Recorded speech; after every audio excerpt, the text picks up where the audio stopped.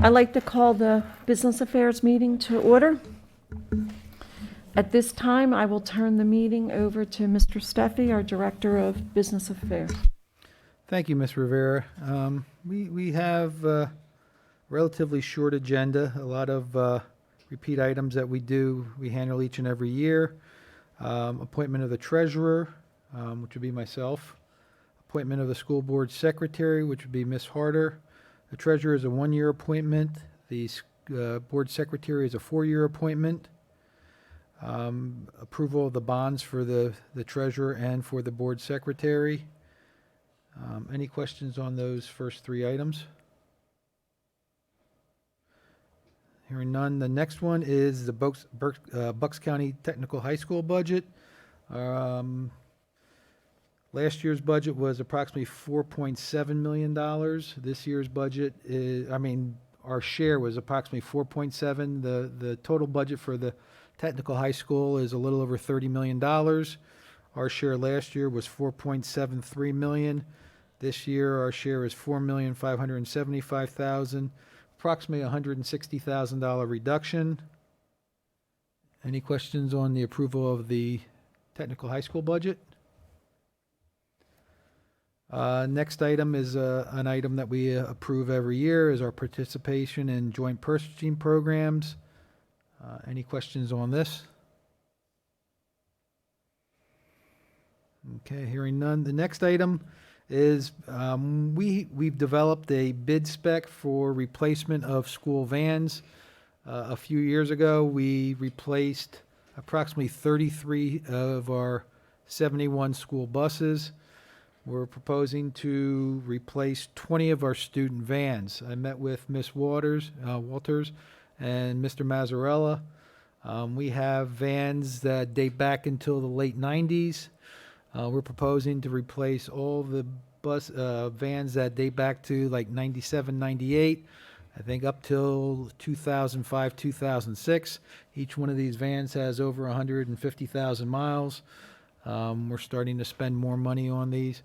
It is going to be quite a bit of money. We're projecting it's going to be in the vicinity of $800,000. We would propose to take this out of our capital reserve fund. It is something that is sorely needed to address the aging van fleet that we have. How many vans would that cover? 20 of them. John, when did we last purchase vans? I don't know. We haven't purchased any since I've been here. How many total vans do we have in that fleet?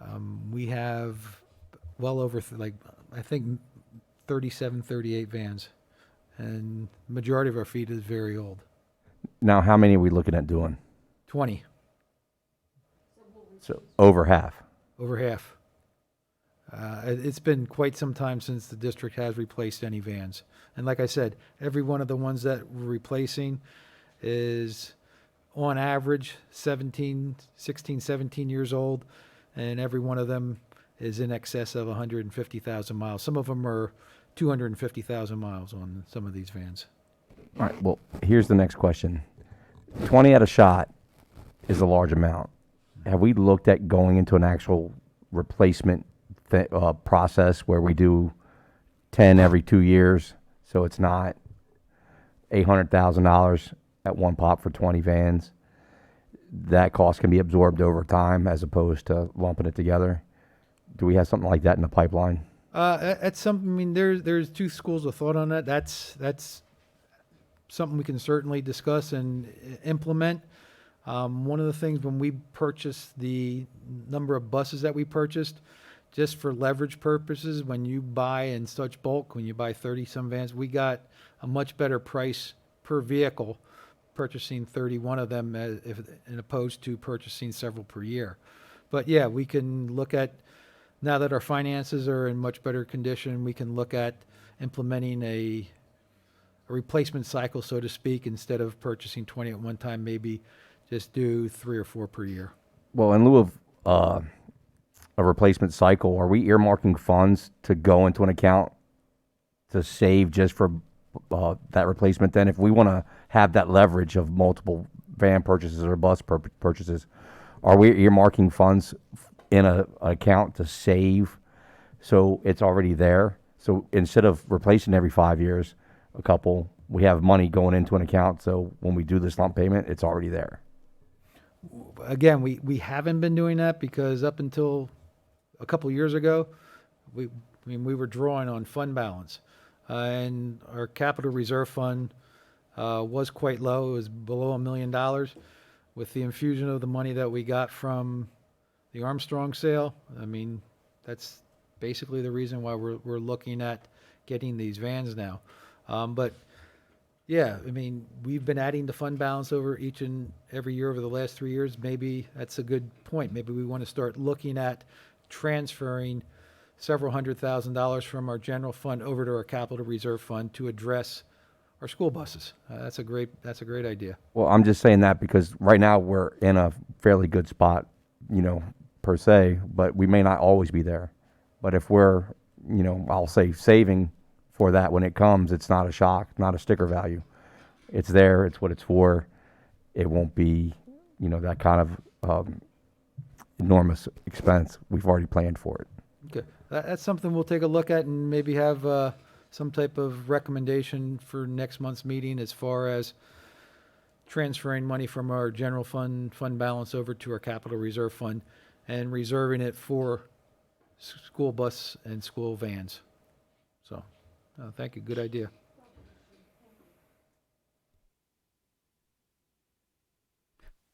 Next item is PSBA membership renewal. Dr. Lee? Thank you, Mr. Steffi. Good evening, everyone. Our PSB, Pennsylvania School Boards Association membership is an annual renewal. PSBA provides support for not just our Board of School Directors members, but the board collectively, as well as professional development, policy maintenance, consultation and updates, and administrative regulations updates as well.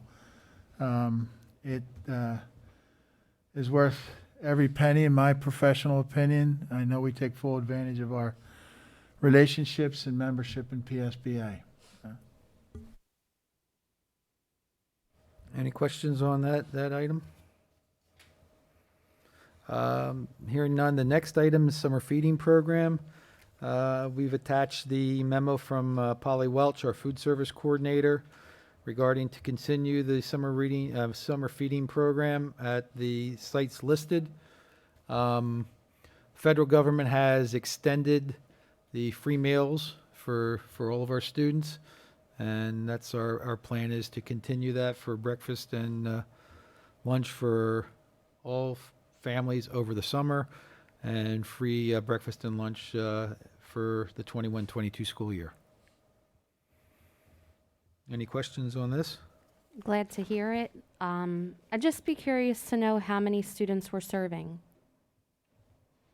in that program for the summer program. I know we Yeah. only did it just last year, so I don't know. No, we've had the summer program for quite some time now. Before there were qualifications, now it's totally open. Right. I did have those figures. I think it was approaching 1,000 students a day. Wow. Okay. Yeah, That's a great impact. it was pretty large number. Okay. Thank you. I can clarify. I mean, I'll verify that, but that's what I remember because we had that figure last summer, and that's what I remember. Yeah. It's something that I think is much needed in the community, and if we have some data around it, perhaps we can start planning to continue to offer some, the open program as opposed to families having to be eligible if we're able to serve so many families and students. Okay. And I know Mr. Mazzarella has been working on the conversion of one of our school buses as a feeding site. He's done a fantastic job. I'm going to have him come and present. He sent me some photographs of it, but they've done a great job of converting one of our old school buses, just sort of like the police department did. But yeah, there's seating areas in a school bus, and they would be able to travel around and feed our students and families this summer. I love it. We'll have to coordinate with the Copsicle. Okay, sounds good. Yeah. Lunch and That'll be dessert? the meal, a popsicle will be Exactly. dessert. There you go. Lunch and free ice cream. The next item, high school gymnasium rooftop units. As if you recall from the ICS study, one of the items that of a critical nature were the rooftop units at the high school gymnasium. We reached out to ICS to get a proposal to replace those. Reason why we reached out to move this up in the queue.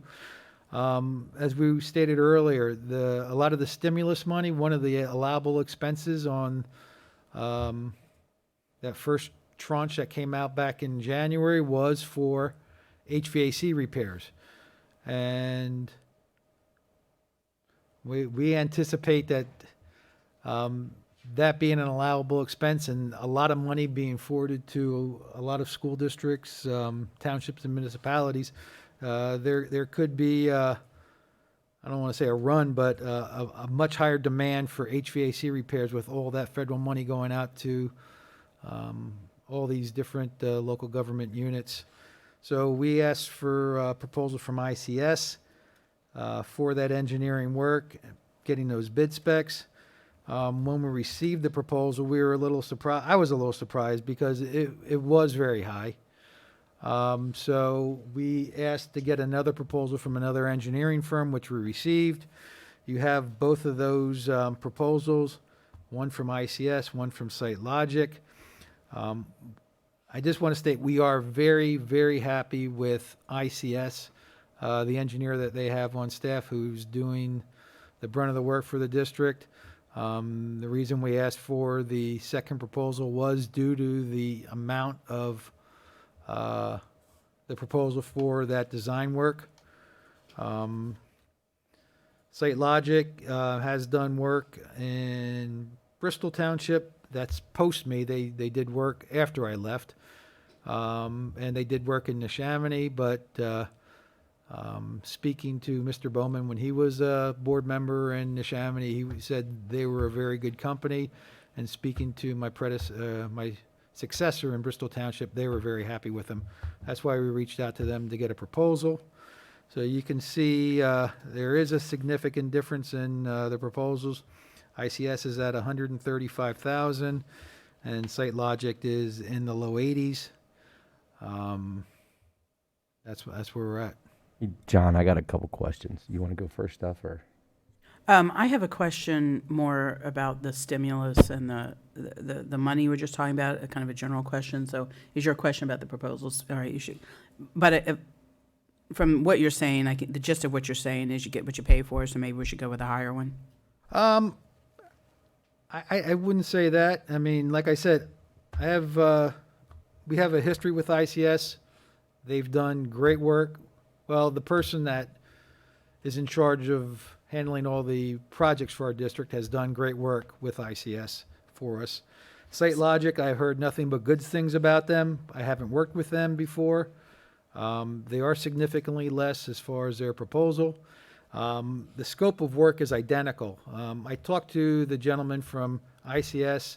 I told him what we were planning to do. I asked him, would it be permissible to take his scope of work, wait out the dollar amounts, and forward it to another engineering firm so we get a second price. He was fine with that.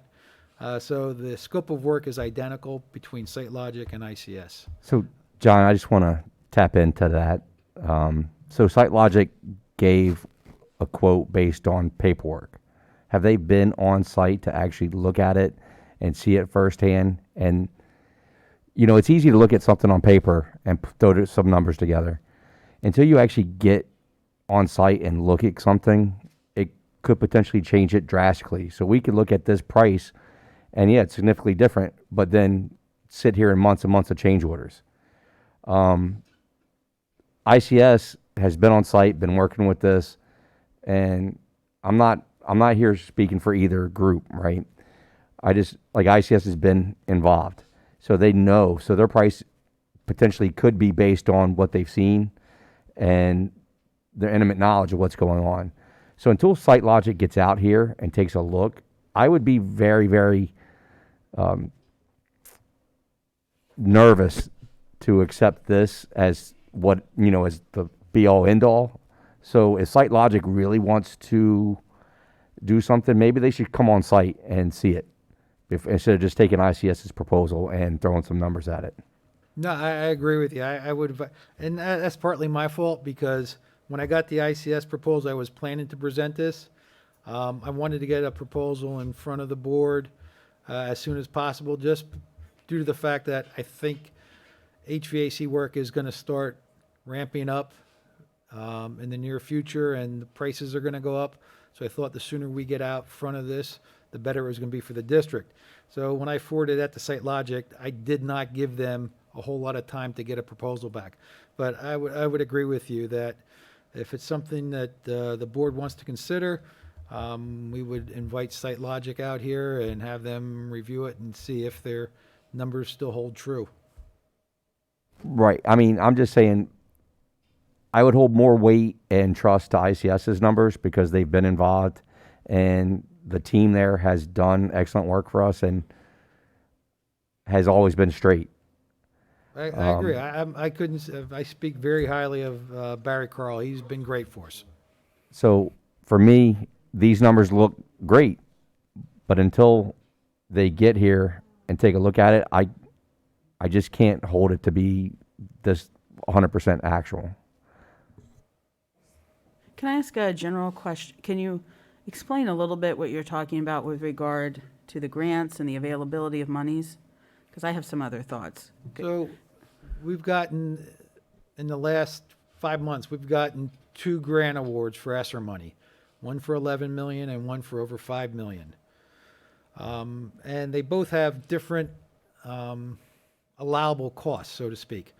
The one for over $5 million is a lot more restrictive than the one that we got for 11 million. The one for 5 million that we got, one of the allowable costs is HVAC repairs upgrades.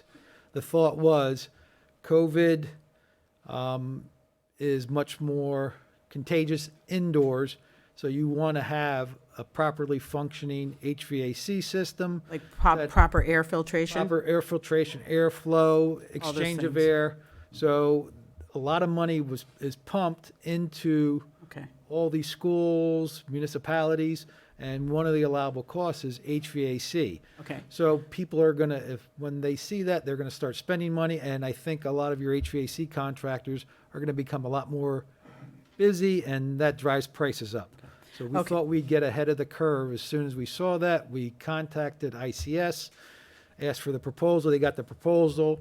When we saw their number, it was a lot higher than I thought it was gonna be, so. I'm okay. I understand that.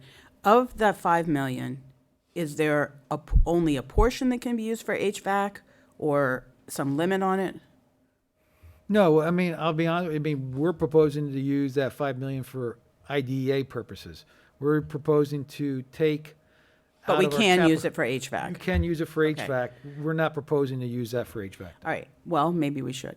Some more HVAC. So here's my question. Are there any other schools that really could use some HVAC help? Some air quality, whatever? And then, I just got a text before the meeting. Isn't the pool an air quality problem? An airflow, an air handler? So that air handler just could get paid for. Right? I know I'm putting you on the spot, but No, if you're this not- is you're not about putting me on air, the spot. Yeah, in you terms of can- you hadn't thought about it, I No, meant. I did think, I mean, the money that our budget is targeted for is for IDEA costs. That's special not my ed costs. question. It could So- be used for that. You can use it, but Yeah. then basically you're taking away from addressing some of IDA your costs that budget- we already some have. of your budget, yeah, that offsetting some of your existing costs. So basically, you're going to take it from one Well, pocket isn't to that the a other. cost that we have, though? We've just been deferring it because we don't have the money for it? Yeah, I mean, if you want to take that money and use it for the pool, you can. But again, that's Well, going to not all create a of it. I'm not shortage. $5 million. No, but it's going to create a shortage at your budget. You take that money out of your budget, you're going to have a You're bigger. referring to Schaefer Pool, correct? Thanks. Yeah, because the problem with the BHS pool is not an air problem. That's a different problem. No, I'm talking about the Schaefer pool. because that's an air problem. I think both of them are air problems. I mean, Mr. Oh, I thought- Matthew, I can thought the you? BHS one's a heat problem. Right, well, All right, that's not an air problem. But that, hopefully, the person responsible for that heat problem, Mrs. Rivera and I know are in agreement on this, will take care of that. But the Schaefer problem, what do whoever you- caused that heat problem needs to address that. And I know you feel No, strongly there's about no- that. I mean, the heat problem is the district's problem. There was a lawsuit back in 2012 that was, No. The pipes in the pool, oh, you're talking, pipes in the pool. I understand that. The people who caused the heat pool problems need to fix that, right? At the high school. The Schaefer pool is an air quality problem. right. Okay. You just said one of the allowable expenses under that grant is air quality. Therefore, we have had a repair problem for a long time with the Schaefer pool. So that air handler could be paid for out of that second round of CARES money, correct? That's correct. But what I'm going to say is, you would be taking, you already have that full 5 million allocated for this current budget. So if you use that for the Schaefer pool, it's basically coming out of district funds. No, because that CARES money is being used to cover other parts of they're plugging a hole, right? They're plugging Okay. a hole. We're really using, I don't know how much we want to talk about this, but, You brought it up. well, I didn't go there. I just wanted to confirm that the CARES money can be used for HVAC, It air can. quality, and that would also mean the Schaefer pool. Yes, it does. Okay, so at some point, is there a deadline by which that money must be spent? Yeah, 2023. But again, like we said, all that money we've already targeted. I don't know. In this budget and in the next two budgets. I don't know if that's the conversation we would have at this moment. Okay. I mean, if you guys want to use it for something different, or, all I'm saying is. That would be at the board's that is- discretion, would it That is not? at the board's discretion. Thank you. That's correct. So maybe my colleagues can think about that a bit. The committee would have to bring it forward to the board. 3 committee people. All right, fine, we'll have I'll tell you where I'm going with this. I For- mean, for them is to- it for it to- appropriate to use the CARES money entirely to plug holes? Or if an allowable expense is air quality, the pool's one thing.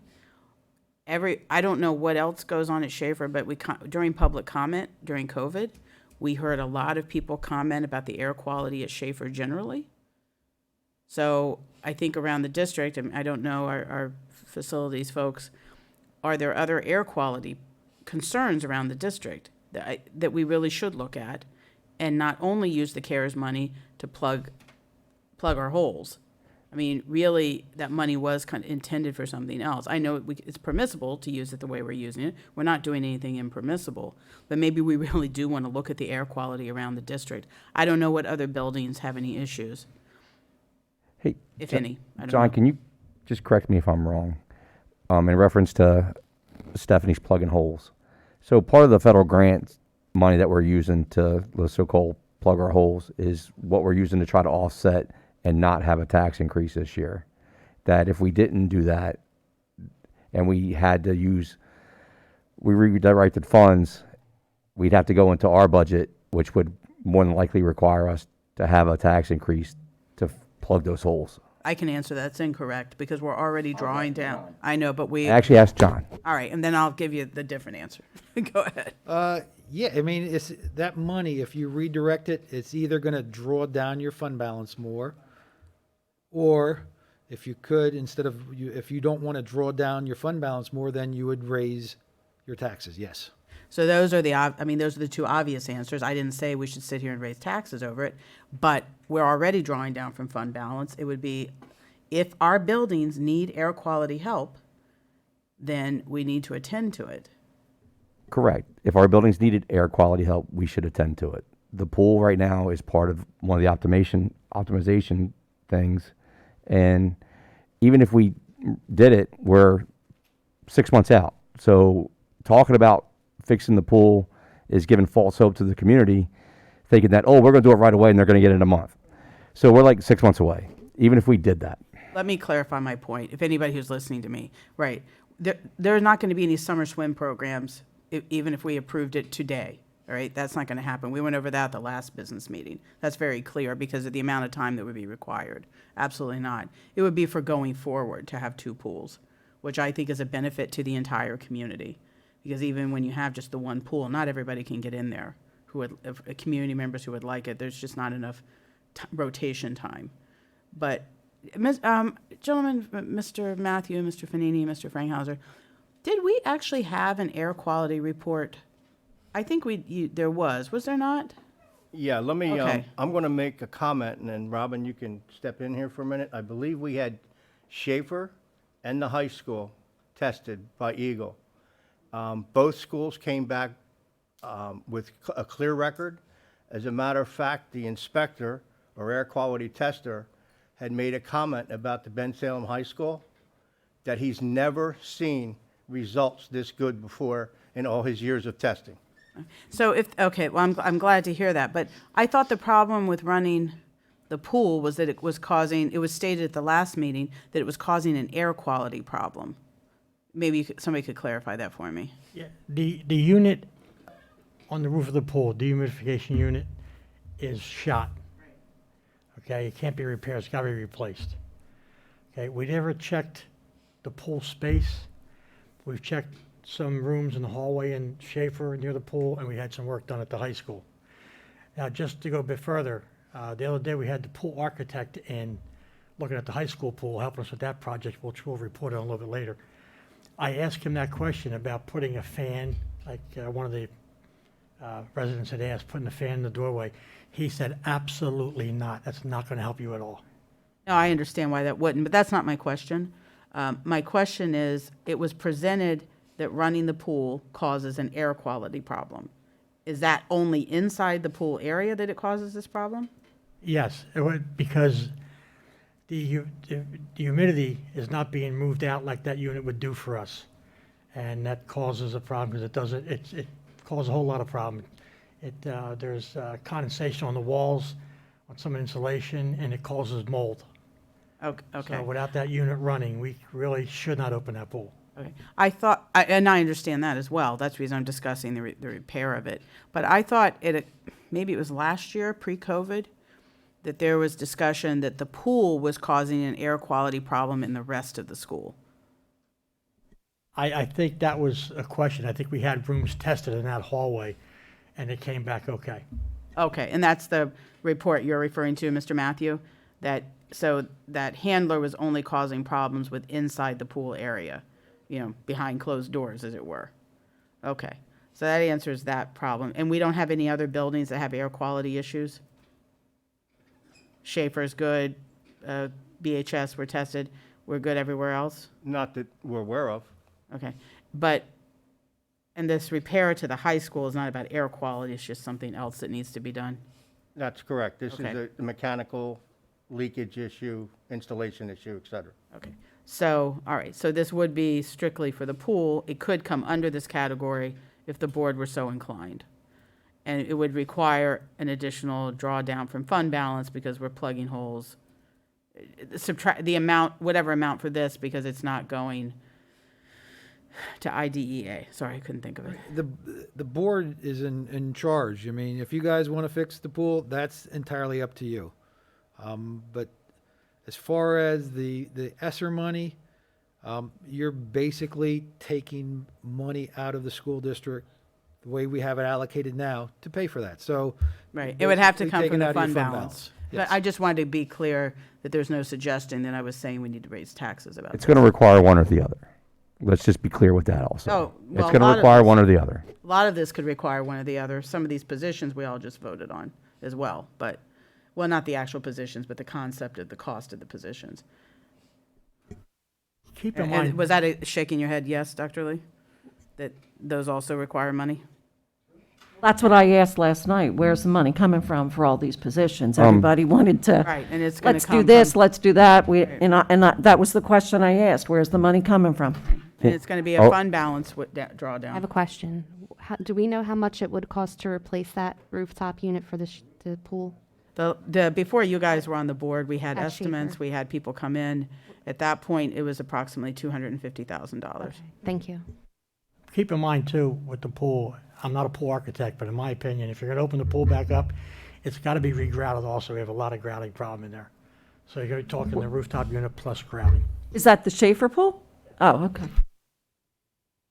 Not the BHS pool, my goodness. Well, don't know. I want to just be clear of what pool it is. Can we circle back and get back on track? We're way off track. We were talking about HVAC and air quality, which is the topic.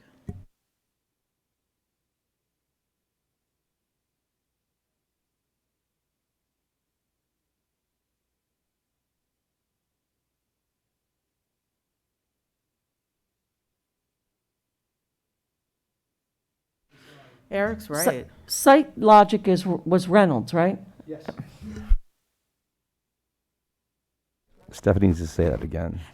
Eric is wrong for trying to paint me as a tax raiser, but Eric is right that we should have them come out.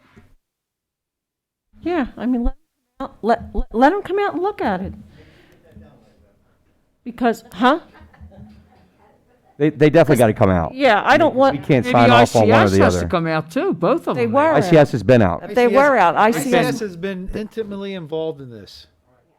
Again, the only reason the price just came in a lot higher, or we wouldn't even be having this discussion. So we will have Site Logic come out and investigate, and we'll report back next month on this. only because of dollars and cents. Only because of dollars, like I Yeah, said, if- that's, I mean, I don't want to approve them and then it be 200,000 or I something. agree entirely. Okay. Moving on to facilities. Mr. Matthew, there are some things under the facilities. Cornwell's rooftop replacement project payment app is going to be on the agenda for approval. Also on approval is ABC Construction Company snow plowing. Mr. Fanini, or Mr. Matthew or Mr. Fanini, you want to go over this one? Yeah, the last 4 or 5 years, the grounds department has done the snow removal on its own. We haven't used an outside contractor. We did, I think, 5 years ago, we used these people. They're very good with us. This time, we try to do it without bringing a contractor in, obviously for the cost. The first one, there's 2 bills, one for 10 and change, the other one for 12. The first one, I brought them in because we had 3 people sick with COVID, including myself. So I didn't think the 3 people left would be able to open the schools. So I brought them in. The second one was the report of a 15 to 21 inch storm. And our equipment would not be able to handle that. That's just way too much. So we brought them in again. And it was a pretty significant storm. So that's the only 2 times we brought them in. And it's costly, but I felt we needed to do it this time. I just have one question. We're in May. Why are we seeing a bill from December and February in May? Because it just came across my desk just within the last few weeks. When the bill came in, I submitted the first one right away as a direct pay because we had no money in snow removal budget. There was a budget code for snow removal. I think we haven't used them in so long, they've removed the budget code. So I sent a direct pay up, and I didn't hear nothing about it. Then the second storm hit, and then the questions started coming, so we just put them both up as a direct pay. So we need to do some serious investigation if it takes 5 months for an invoice to come across your desk to be paid, because that's not a very good picture for the district. This company did work for us in December, and 5 months later, we're talking about paying them? I mean, that's not even close to right. And then the other one is February, and so we're 3 months from that. So they did work for us twice, and we're now 5 months from the first one, 3 months from the second one, When did you and get over the invoices? $20,000. When did you get the invoices? Did they delay giving them to you? No, they sent them right away, and I did a direct pay because there wasn't a budget code. They're to do a dated purchase December order. 23rd, Mark. So I set it up, and then the second storm hit, and I sent that, I didn't think, I got told that there was no money in the budget, so I sent a direct pay up, and I don't know where it went from there. What is a direct pay? Our purchasing, we should be doing purchase orders. That's part of our Right. purchasing policy. That doesn't always occur.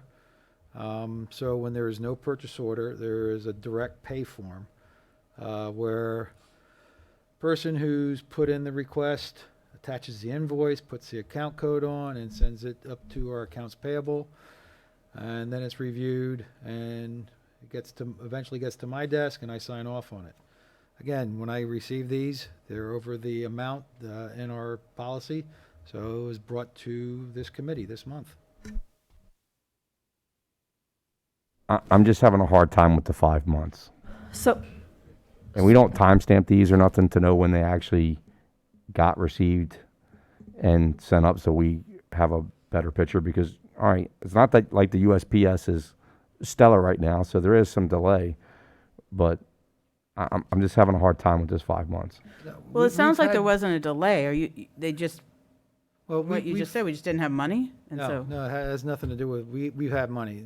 We've had this discussion internally at least 6 times since I've been here. And the direction has been email, scan and copy, and email them, so there is a record.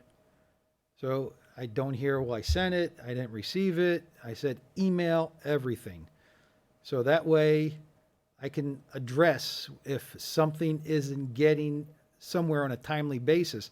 I don't want to hear, well, I sent it. I don't want to hear, I never received it. Show me the email the information, and then there's documentation as to exactly when it was sent.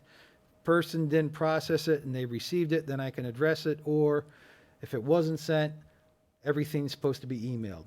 Do we have a So- line item in our budget for snow removal? There's contracted services, and yes.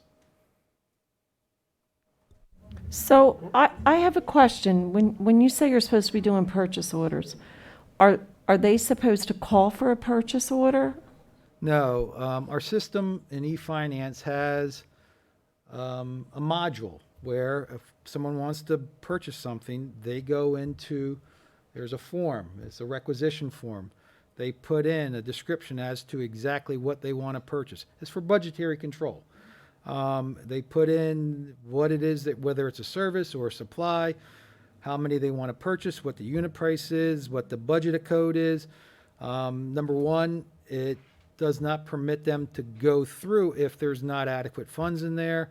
If there's not adequate funds, then we have to do a budget transfer, which gets approved by the board.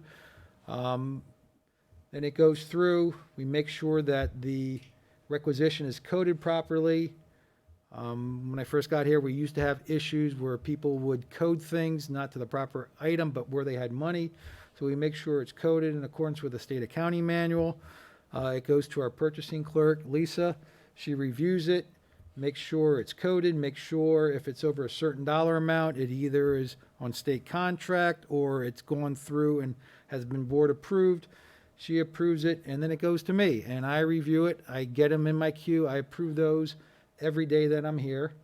If I have a question, sometimes I'll go back to that person and ask the question, but there is a quick turnaround on 99% of our requisitions. So my next question is, what happens, like Mr. Fanini said, he called the snow removal company in because we were going to get 15 feet of snow. So is there like if there's an emergency and he would have to call somebody, the snow removal people in, what is the process? The same process?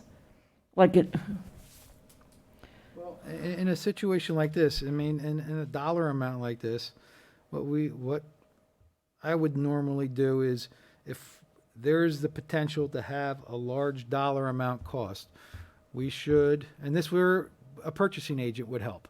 I know we're short-staffed in our facilities department. But a purchasing agent would be able to contact several contractors, get a unit price for snow plowing, so much per hour for a truck, for a plow, for a dump, whatever it may be. And that's what we should be doing, is getting competitive pricing on a unit price for this type of work. So a Like I purchase, said, we are short, we don't have, we're the only manpower. district our size for, I don't know how far, it doesn't have a full-time purchasing agent. Right. But John, a lot of places do that prior to the season, and they already have an agreement in effect. That's what we should be doing. I agree with you. Yeah, Get bids, put it out for bid prior to, correct. Yeah, we should be doing Yeah, we that. can't be waiting until it snows and then having somebody call around the 3 different people. Hey, can you do this? No, We it should have should something be- in effect It way should be prior to done the in season. October, November, prior to the snow season. I agree, yeah. you should contact, what do you have to contact, 3 or 4 snow removal? We should do it in September, have a cutoff date of them to get back to us, and then pick someone from the 3 or 4 that we, Correct. and you're saying our purchasing agent would do that, right? Yeah. Let's hire them tomorrow, will you? Let's get them approved first. Okay, so board approves that, we will get that paid next day. That'll be released. Well, actually, if this committee tells us, I'll go ahead and we can process that and release that payment now. All We right, should pay them Pay them ASAP. now. we'll get that check We cut, should. I mean, I feel bad for the company, it's COVID and. cut this week, and we'll get it released tomorrow. Okay, next item, facility rentals. Mr. Matthew, Mr. Fanini? I think the first one on the agenda is the Prince Elm Township Police Department. In years past, they've used our facilities for testing of police officers. They use the gym, they use the track at the stadium, they use the cafeteria for testing. So they asked for no fees, and it'll be, the custodial cost, just so you know, would be $930 for that event. That would be our cost. So 315 is the custodial cost. So that would be the total. They're just covering costs. Right. And we would waive waive security deposit application fee and the gym stadium track rental fee? Okay.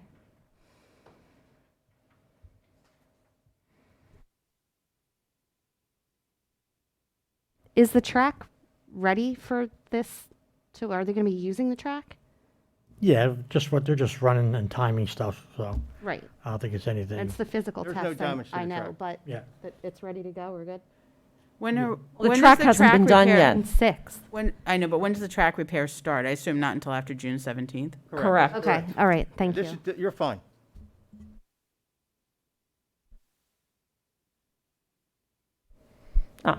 I'm okay with waiving the fees. It's our police department.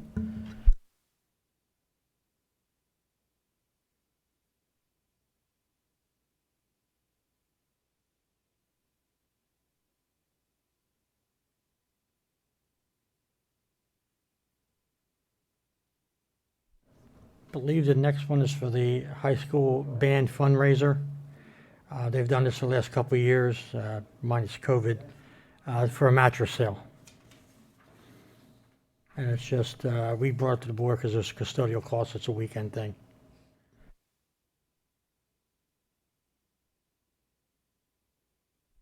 The band.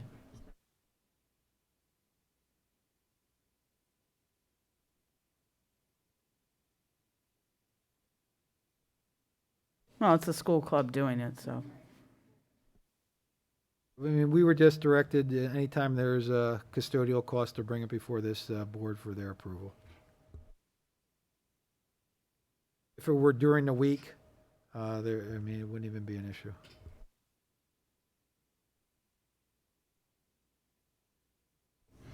The next one is to the Ben Salem High School Signing Owls. They want to do it's a fundraiser, and it's for a movie night. I think they're using the parking lot, the upper parking lot. Some of the details got to be worked out with, I spoke with her today. We have to talk about some of the lighting. She's trying to get in touch with the police department to help with security. And they have 4 or 5 parent volunteers to help with that event. So.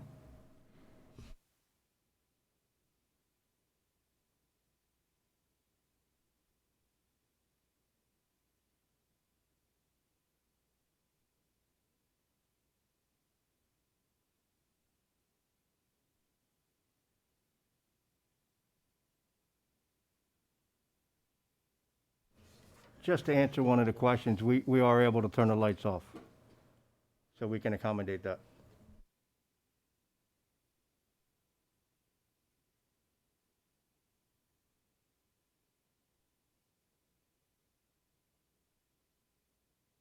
No,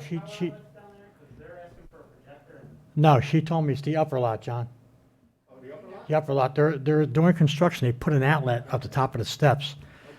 But there's. There's right at the top of the step, there's an outlet right in that sidewalk.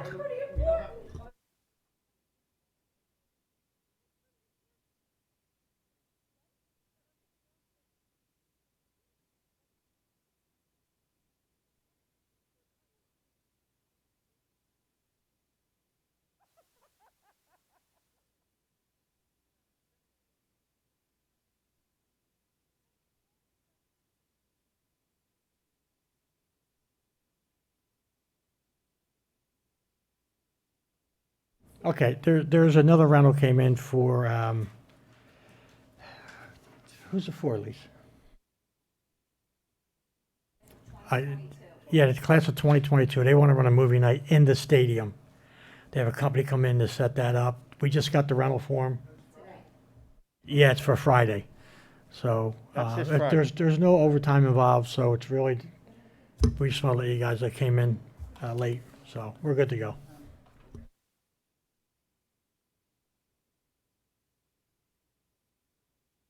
I know I'm not in the committee, but I certainly hope that's a good thing. I mean, I know that all the classes are trying to run last minute and get an event together, so, we should help that as much as possible.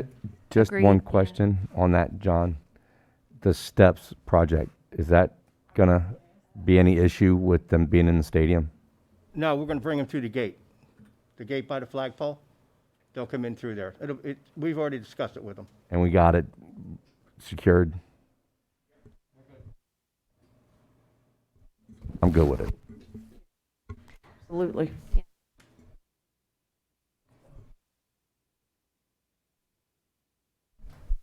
The last facilities? Okay. Okay, online, we have Thank you. Mr. Robert Hood.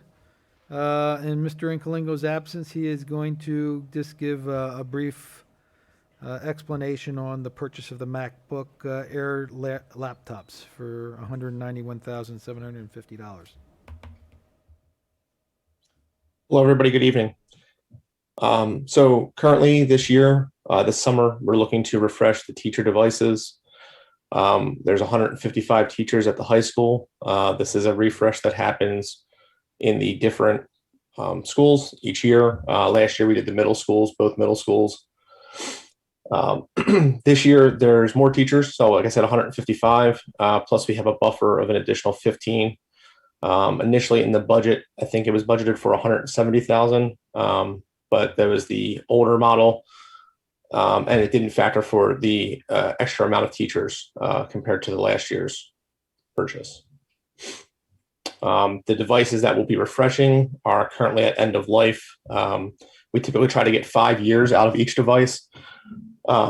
We're at age of 6 years right now, and they're no longer covered under warranty. So at this point, we're incurring costs out of pocket for repairs that cannot be warranted.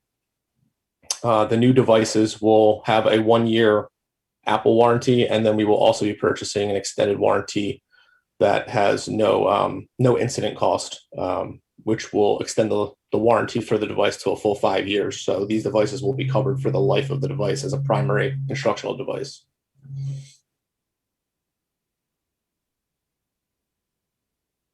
Any questions on this motion item? Can you go over that warranty again with the new ones? Oh, I'm sorry. Yeah, so typically what we have is there's a 1-year warranty that comes with each device from Apple. And traditionally we've extended that out for a 3-year warranty. Apple is now offering 4-year warranties with education pricing. And they have a 4-year warranty, which also has a no incident cost. So even though you have a warranty, as if you were to purchase a device from Apple yourself, or even the devices that we previously purchased, after a specific number of repairs, there could be an incident fee that's associated with it. The typical cost of that warranty is $199. The new cost is $229, so a $30 increase. But that $30 increase allows us to have no incident cost for the life of the device. Thank you. Yeah.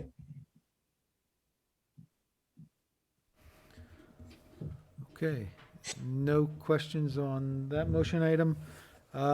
Informational discussion items. First one is a senior tax rebate. A few weeks ago, Ms. Rivera, President Rivera contacted me and asked me if we could look at our senior rebate program and if there's anything we could do to help seniors out. So we have some information on that.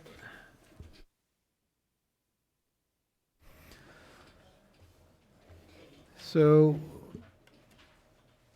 basically, Ms. Dove handles this for the district, and I asked her to put together information on what we've paid out on the senior rebate dating back to the 2016-2017 school year.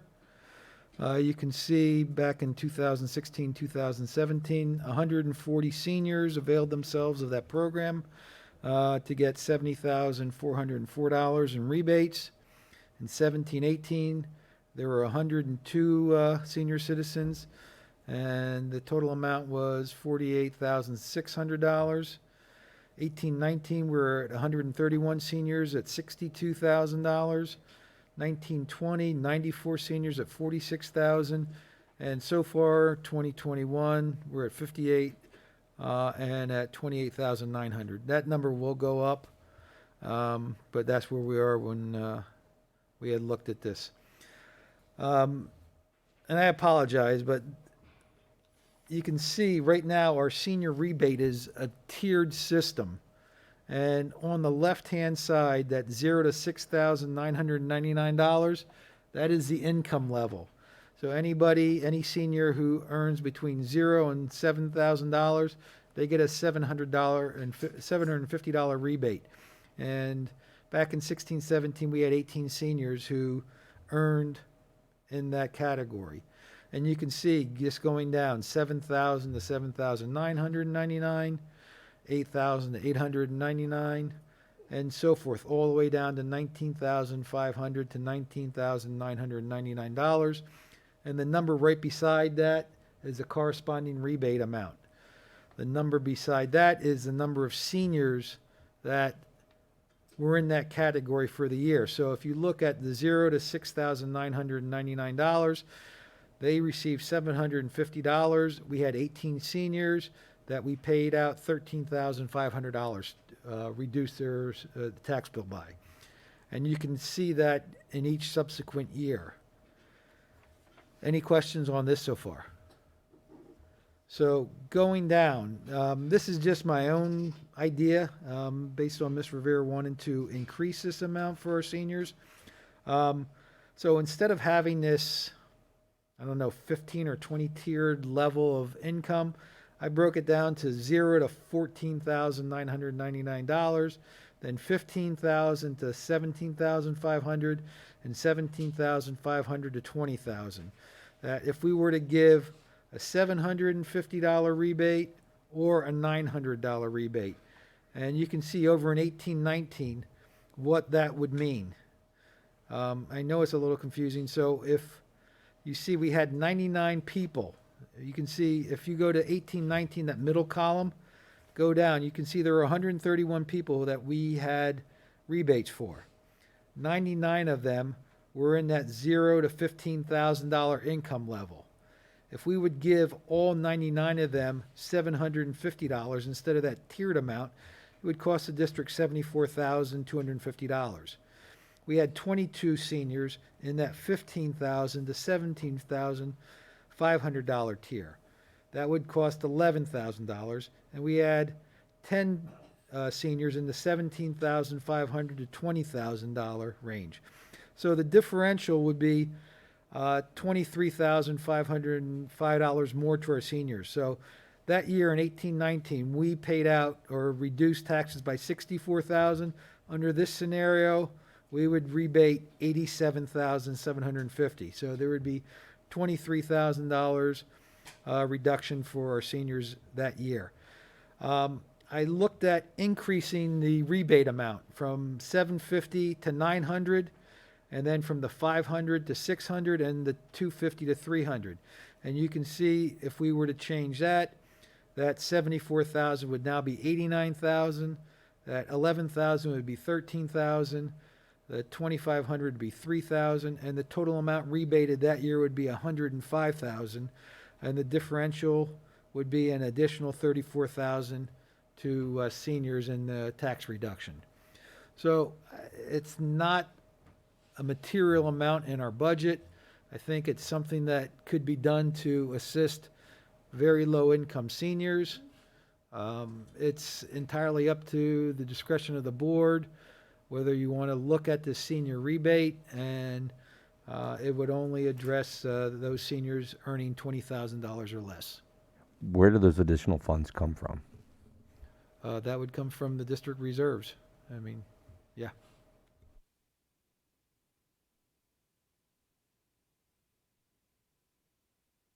It's a good idea, especially with today, what we're going through right now. Thank you, Kim. You're welcome. I would support it. Just make sure, I would support it in general to help out the seniors. Just make sure I understood. So the 750 would be moved up to cover how many people? Up to what income limit? Now, it would be up from 0 to 15,000. Right now, we have all these different tiers. There's 1, 2, 3, 4. Yeah, I see that. Just explain to me real quick. You would turn it to how many? Like 20 different tiers, we would have 3. One Thank tier you. from That's, 0 to 15, got it. one from 15 to 17.5, and one from 17.5 to 20. Thank you. And I just both wanted to those make sure I columns, understood. both those columns are just two different options, right? Correct. I mean, this is one way that we can help to support our seniors who desperately need it. I know that Casey Tomlinson is working on some things for them as well at the state level, but with the Pennsylvania Constitution, this is really one of the only ways that we can give back to them. We can't offer discounts. We can only do things this way. So I would be totally for it in support of the seniors that are on fixed incomes. Okay, great. Yeah, I mean, this is definitely something that had bipartisan support. Okay. So committee, that's something we want to move forward. What level would you, well, I'll wait for the committee to say yes or no. Yeah, I'm definitely in favor of that. I'm good with it. We just got to figure out which one. Okay. Which one would you Yeah, guys? So you got an idea for a number? Which one of the two options?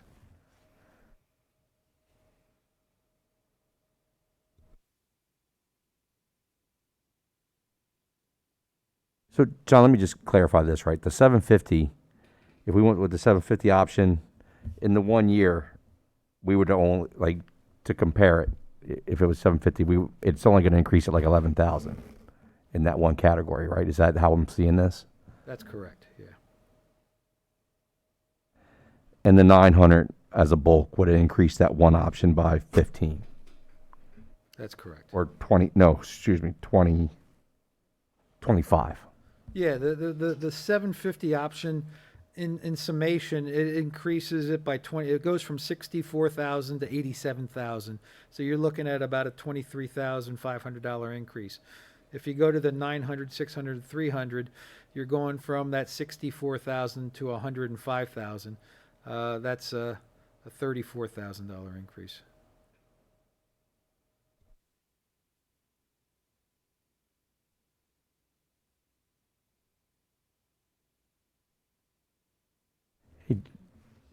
I just got a question, John. If we went with the 750 to start and we didn't take a huge hit and we could absorb a lot, the more cost, like take a look at it, do go with 750 and then the following year look at going to the 900 if it was, fiscally responsible? Mhm. Is that an option too? Yeah, it's entirely up to you guys what you want to do.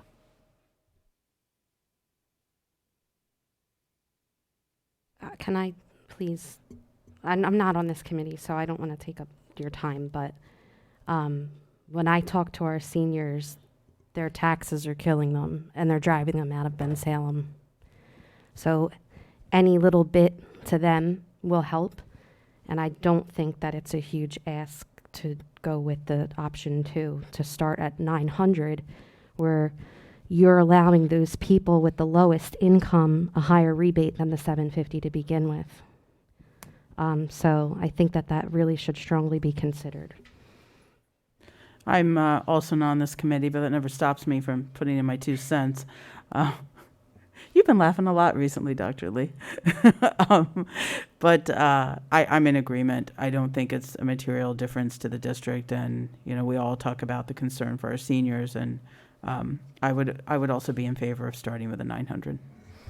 And of course, I'm in favor of starting with the 900. I don't know where Eric and Vanessa are. I just feel they do struggle with paying taxes, and we're all going to be seniors one day. We're going to want the help too. Real soon. I are the same age, so we're heading there.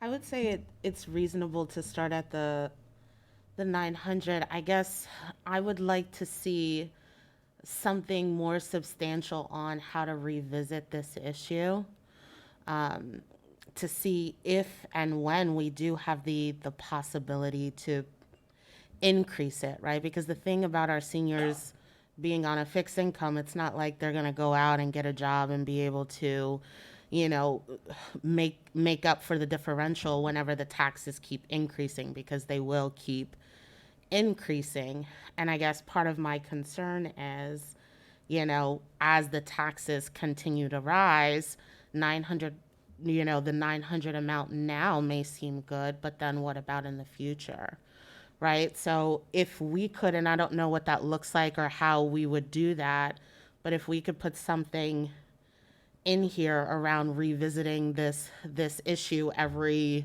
I don't know, couple of years or something, I think that might be helpful, because again, right now this I'm sure will be meaningful and helpful for our seniors, but as the taxes rise and continue to increase, I'm not sure how impactful that will be later down the line.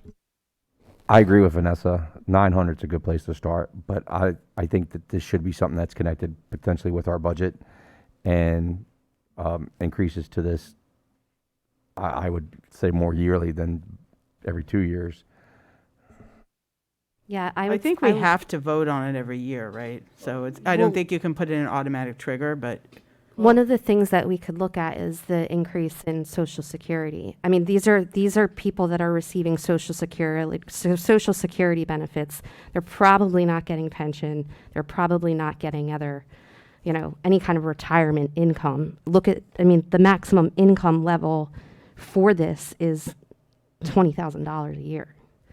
So if we could do something to look at this, where we're also looking at what the average increase in Social Security for the year is, and try to at least keep up with keeping them whole there. I mean, the average Social Security, it's I look at my nothing. mother's, it's less than $50. I know it's nothing, but it's something. it's a piece of data that we can look at and understand how their income is trending and how we can continue to stabilize that for them.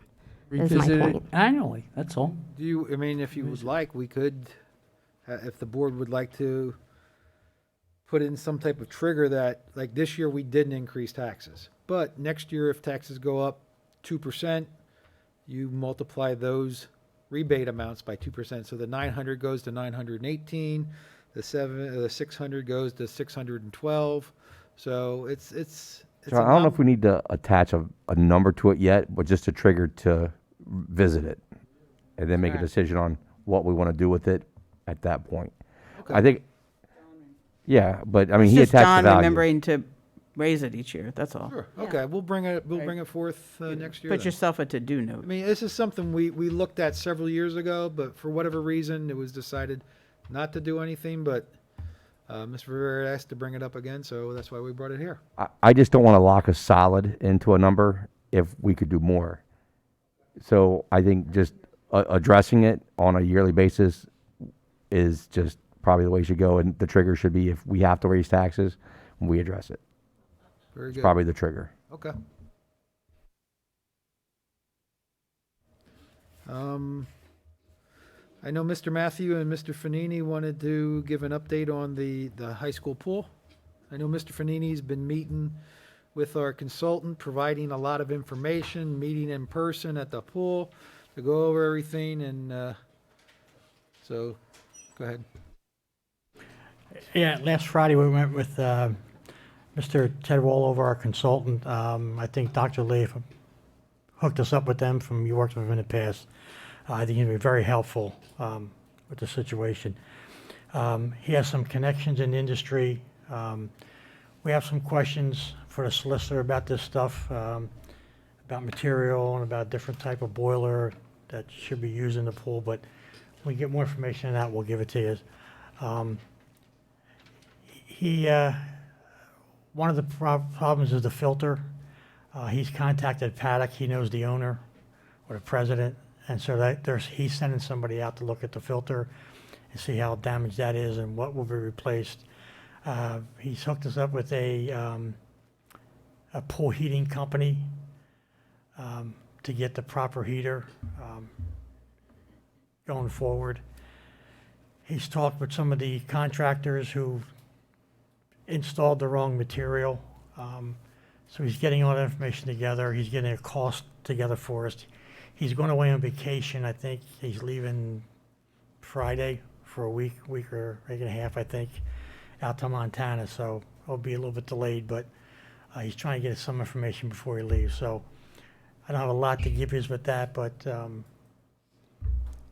that's about where we stand right now. If you have any questions, I'll try to answer them. Yeah, I think the board was very forward-thinking in hiring this consultant. I talked to him yesterday. He agrees with what Dewey is proposing as far as the fix, but he is also proposing some additional investigation, like the filters and the heater, because I know there's some additional concerns that need further investigation to determine whether or not that scope is correct. I know he mentioned to me yesterday, he goes, the filters, unless you investigate them and bring someone out, he goes, if they go bad, and it could be because of this water problem that you've had, it could be another $12,000. So he's going the extra mile. Said what they've proposed is appropriate, but it may not be all encompassing of all the problems until we do some further investigation, which is what he's doing.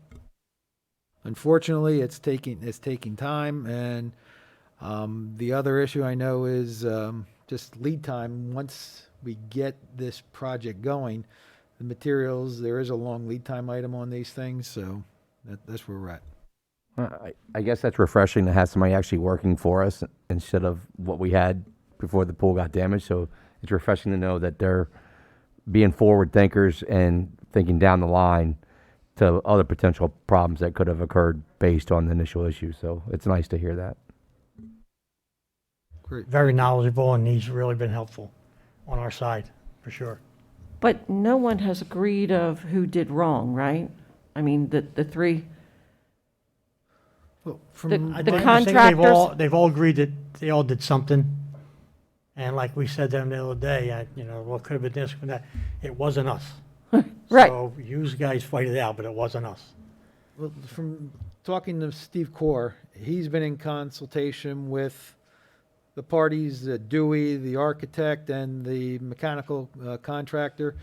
And from my understanding preliminarily, they're going to be paying a part of it. Like mechanical contractor is going to do the labor, and I know Dewey is chipping in some, and preliminarily, Mr. Core said the district's, his aim is to make the district whole, us paying nothing and having them address the yeah, installation. yeah, we better not be paying anything.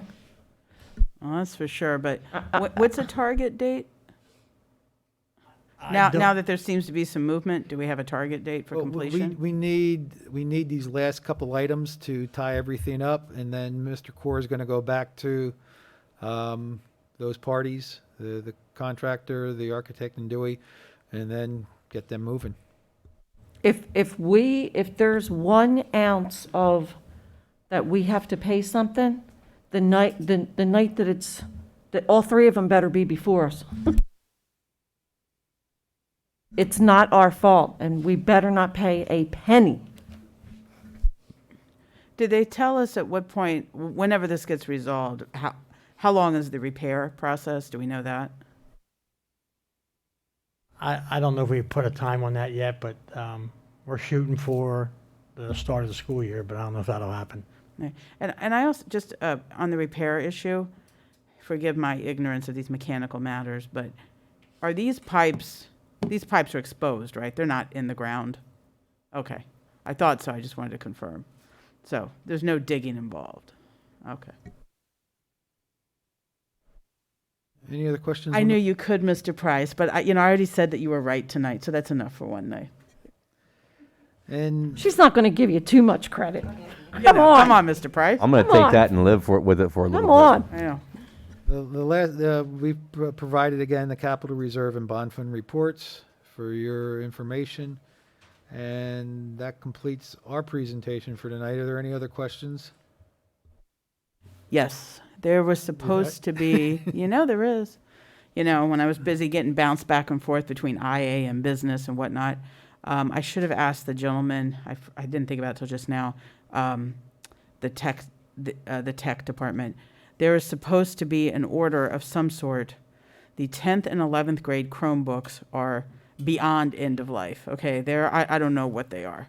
And from IA, was supposed to get passed along, that those need to be ordered to make sure they're here in time. Did anybody tell anyone that? I have not heard anything about it.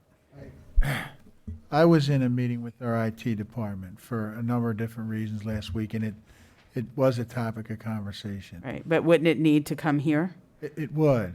So, but Yeah, it did so- not? I haven't heard anything Not, about it. not on the agenda. It's not anything I presented or offered up or required, but I can do that. All right, so there's that, and then the other, part of it involves, I don't know exactly what number is needed because we don't know how many are coming back from seniors, but last I heard, there was not a plan. There needs to be a plan before the kids are out of the building to say, okay, this is how you bring your Chromebook, the 10th and 11th graders. This is how, when you bring it back, this is what you do. Because Mr. Incolingo discussed that they would want to look at all of them, see if anything can be salvaged. So that plan needs to be implemented. And then I don't know, of course, I don't know how long it takes. That's 2 full class worths, that's almost 1,000 kids, that they need to be set up and ready to be picked up again, new ones in August. So I don't. You're correct related to everything. Thank you, Dr. Lee. So that's wonderful, but Call it like I see it. thank you, Dr. Lee. I don't know. Yes, thank you. Does the public hear that? You're correct on everything, Mrs. Fernandez. I hope the public's listening, but excellent. All right, let's come over and pat you on the back, okay? you. Everyone knows that you were correct. Thank you. But where is the plan for this to happen? Since I happen to have a 10th grader, I know nothing, they have, nothing's I'm been not in said to them. possession, but it's imperative, and Right. I'll push it and certainly support it and share it out. Right. No, well, it's just a practical thing. They need to know, They bring do. it back on such a Sure. date and Yep. expect a new one, because we don't want them to start next year without a device, because they have to use them so Do much. not. Yes. Right. Thank you.